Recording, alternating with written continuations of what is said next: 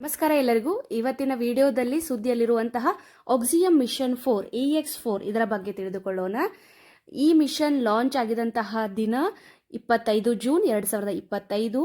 ಇನ್ನು ಸಮಯ ಮಧ್ಯಾಹ್ನದ 12 ಗಂಟೆ 1 ನಿಮಿಷ ಇಂಡಿಯನ್ ಸ್ಟ್ಯಾಂಡರ್ಡ್ ಟೈಮ್ ಪ್ರಕಾರ. ಇನ್ನು ಇದು ಲಾಂಚ್ ಮಾಡಿದ್ದು ಯಾವುದರ ಮುಖಾಂತರ ಅಂದರೆ ಸ್ಪೇಸ್ ಎಕ್ಸ್ ಫಾಲ್ಕೋನ್ 9 ರಾಕೆಟ್ ಮುಖಾಂತರ ಲಾಂಚ್ ಮಾಡಲಾಗಿದೆ.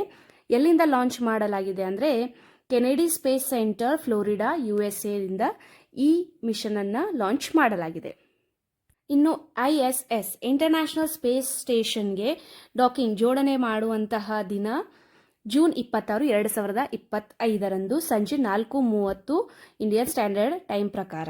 ಇನ್ನು ಇದರ ಉದ್ದೇಶ ಏನಪ್ಪಾ ಅಂದರೆ ವೈಜ್ಞಾನಿಕ ಸಂಶೋಧನೆ, ತಂತ್ರಜ್ಞಾನದ ಪರೀಕ್ಷೆಗಳು ಮತ್ತು ಅಂತಾರಾಷ್ಟ್ರೀಯ ಸಹಕಾರ ಯೋಜನೆಗಳ ಮೇಲೆ ಕೇಂದ್ರೀಕೃತವಾಗಿದೆ. 14 ದಿನಗಳ ಅಂತರಿಕ್ಷ ಯಾನವನ್ನು ಈ ಮಿಷನ್ ಹೊಂದಿದೆ.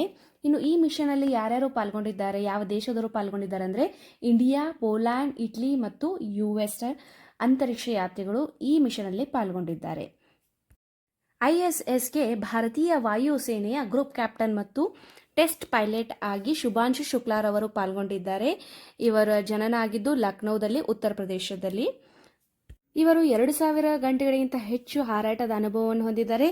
Su-30, MiG-29, MiG-21 ಮುಂತಾದಂತಹ ಫೈಟರ್ ವಿಮಾನಗಳನ್ನು ಚಲಾಯಿಸುವಂತಹ ಅನುಭವವನ್ನು ಹೊಂದಿದ್ದಾರೆ. 2019ರಲ್ಲಿ ಇಸ್ರೋನ ಗಗನಯಾನ್ ಮಿಷನ್ಗಾಗಿ ಇವರು ಆಯ್ಕೆಗೊಂಡಿರ್ತಾರೆ.